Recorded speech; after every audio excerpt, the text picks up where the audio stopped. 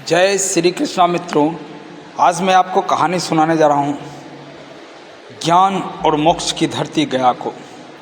गया बिहार के राजधानी पटना से 120 किलोमीटर दूर, कौन नहीं जानता, जहाँ भगवान बुद्ध ने अपना ज्ञान की प्राप्ति की।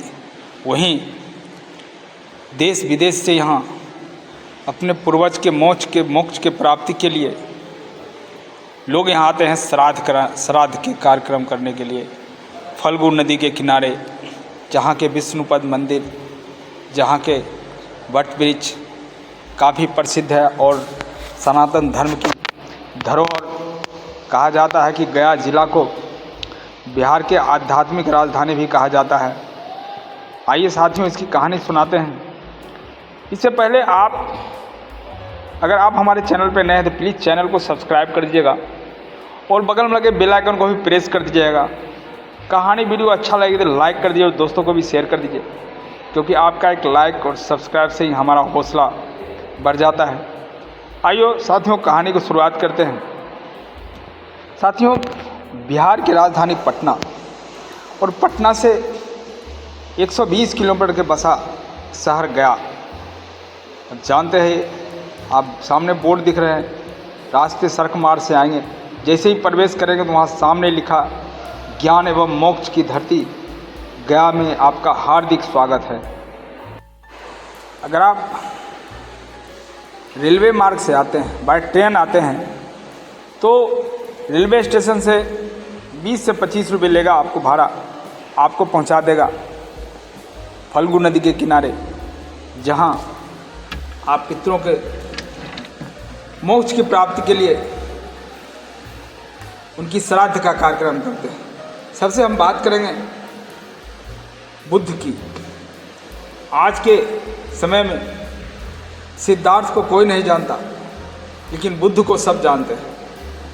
लेकिन बुद्ध कैसे बने, जिसका नाम बचपन का नाम सिद्धार्थ गौतम था, वो गौतम बुद्ध कैसे हो गए? आइए इसके पीछे कहानी जानते हैं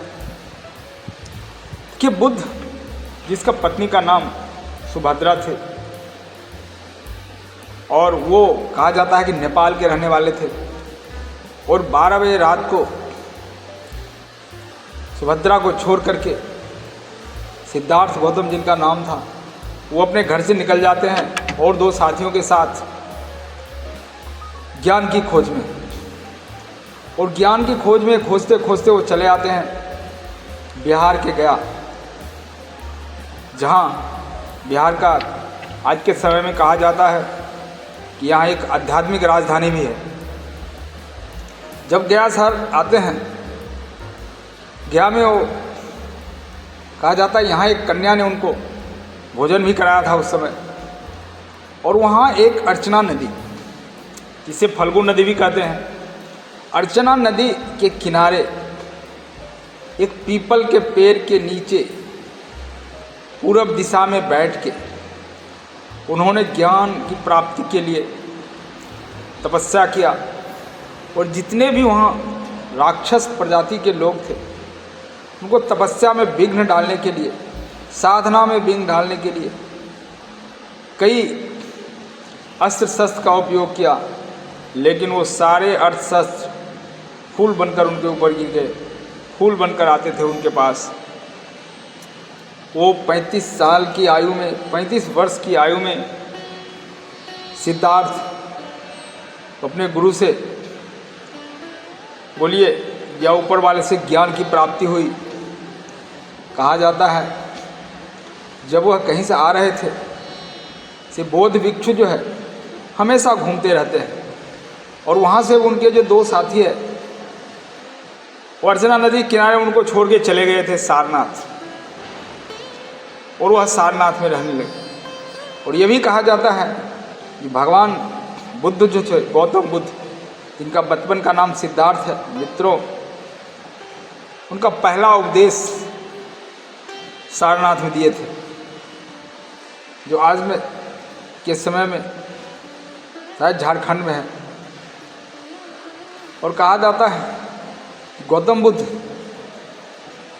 एक बार कहीं से आ रहे थे, हमेशा देखिएगा बुद्धिस्ट लोग कहीं न कहीं घूमते रहते हैं। वो कहीं से आ रहे थे, तभी एक भक्त ने आया,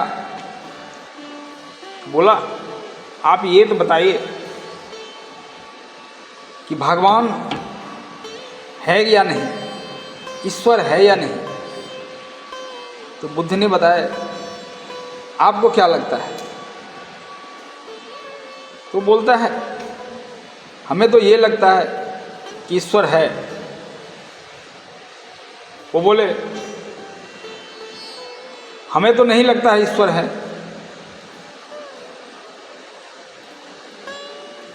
फिर कुछ दूर आगे बढ़े तो दूसरा व्यक्ति आता है और कहता है आप प्रभु ये तो बताइए ईश्वर है या नहीं। फिर बोलते हैं वो आपको क्या लगता है। तो बोलता है, बुद्ध बोले ईश्वर है। तो वो पूछा हमको लगता है नहीं है। तो ये बोले है। जो बोलता हाँ लगता है, तो ये बोलते नहीं है। तो उनके जो दो शिष्य थे वो कहते हैं प्रभु ये क्या बात है, एक ही प्रश्न और जवाब दो। तो कहते हैं कि मैंने पहले वाले जब पूछा कि ईश्वर है, हमें तो लगता है ईश्वर है, तो मैंने उसको इसलिए बोला दो हमें लगता है नहीं है, क्योंकि वो खोज करेगा, घर बैठे रहने से कुछ नहीं होगा, वो खोजेगा, ईश्वर की प्राप्ति करेगा। अब मैं बोल देता हाँ ईश्वर है, तो वो सत्य मान को बैठ जाता। अब वो ईश्वर की प्राप्ति के लिए खोजबीन करेगा, आराधना करेगा। और दूसरा बोला कि क्या हमें तो लगता है ईश्वर नहीं है, तो उसको इसलिए मैं बोला ईश्वर है क्योंकि उसको मन में जो भ्रम है वो दूर हो जाएगा, वो भी खोजेगा, वो बोला नहीं है, तो मैं बोला वो है, वो भी साधना करेगा, प्राप्ति करेगा। ये बोला है ईश्वर है। बोलता है प्रभु, गौतम बुद्ध को शिष्य ने का मन अब खुश हो गया। और गौतम बुद्ध कहते हैं अपने शिष्यों से हमें ईश्वर के भरोसे कभी नहीं बैठना चाहिए, हमें खोजना चाहिए क्या सच में ईश्वर है या नहीं, हमें भ्रमित नहीं रहना चाहिए। और आप देखेंगे गौतम बुद्ध कहते हैं हमेशा आप खोज करो। उनका मानना है शांत बैठने से कुछ नहीं होगा, खोज करो।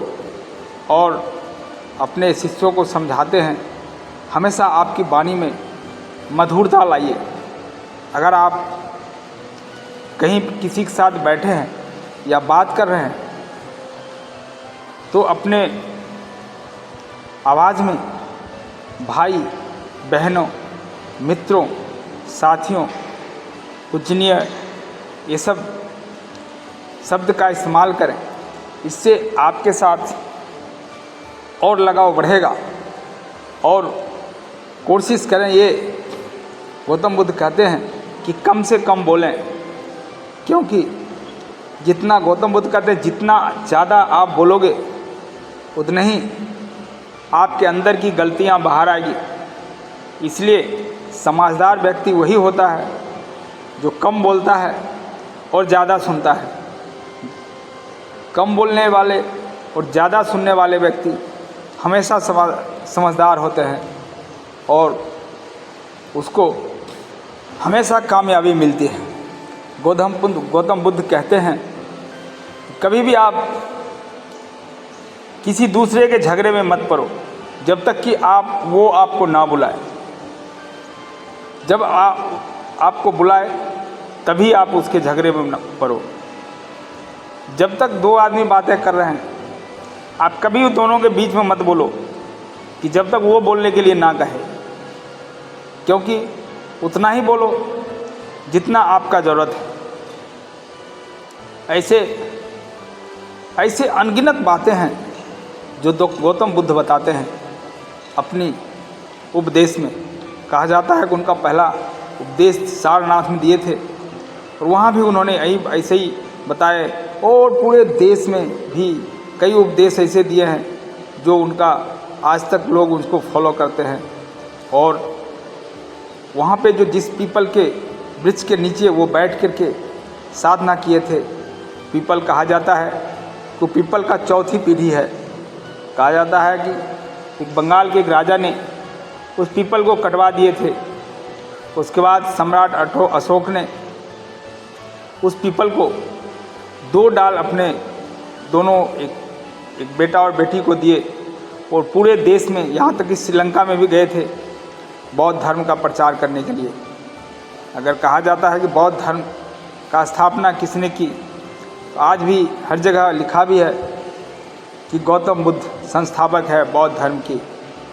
ये चौथी पीढ़ी है। तो पहली पीढ़ी बोलता है, दूसरी पीढ़ी भी एक राजा ने कटवा दिए थे, लेकिन ये तीसरी पीढ़ी जो है आपदा में खराब हो गया और ये चौथी पीढ़ी है। और दूसरी जो गया की प्रमुख है वो श्राद्ध। लोग देश नहीं, हमारे पूरे बिहार, पूरे भारत और विदेश से भी लोग यहाँ आते हैं अपने पितरों के मोक्ष की प्राप्ति के लिए। यहाँ लोग पिंडदान करते हैं, यहाँ श्राद्ध का कार्य करते हैं अपने पूर्वजों की मोक्ष की प्राप्ति के लिए। यही नहीं, देश विदेश से लोग आते हैं और ख़ास करके साल में एक बार जब कृष्ण पक्ष आता है उसमें पिंडदान होते हैं। इस साल भी 29 सितंबर से 14 अक्टूबर तक मोक्ष की प्राप्ति के लिए पिंडदान का कार्यक्रम हुआ गया में, और बहुत सारे देश विदेश से हमारे अतिथि आए और यहाँ आकर के अपने पूर्वजों की मोक्ष की प्राप्ति की कामना की। कहा जाता है ये वही फल्गु नदी है जिसको माता सीता ने श्राप दिया था, और ये नदी माता सीता के श्राप से आज भी इसमें पानी नहीं है। आज भी अगर जाएंगे तो सूखा है, कभी घेर करके रखता है, थोड़ा बहुत पानी रहता है लेकिन फिर सूख जाता है। अगर रामचरितमानस को माने, रामायण में ये भी लिखा है, प्रभु श्री राम ने भी अपने पिताजी राजा दशरथ जी का पिंडदान और श्राद्ध कार्यक्रम यहाँ किए थे और उन्हें मोक्ष की प्राप्ति हुई थी। तत्पश्चात दिन प्रतिदिन यहाँ भक्तों का आना जाना लगा ही रहता है और दूर दूर से आते हैं अपने पूर्वजों के पिंडदान के लिए। साथियों, ये मोक्ष की धरती, ज्ञान की धरती गया की कहानी कैसी लगी, एक बार आप कमेंट्स करके ज़रूर बताइएगा। हमें आपका कमेंट्स का इंतज़ार रहेगा। अगर आप फिर से निवेदन है, अगर आप हमारे चैनल पर नए तो प्लीज़ चैनल को सब्सक्राइब कर दीजिएगा और बगल में लगे नोटिफिकेशन को भी दबा दीजिएगा। और फिर ऐसे ही ज्ञान भरी वीडियो, कहानी, स्टोरी लेके हम आपके पास आएंगे। हम यही प्रभु से कामना करते हैं, भगवान बुद्ध से, हमारे देश के माता बहनों भाई को सबको ज्ञान की प्राप्ति हो। जय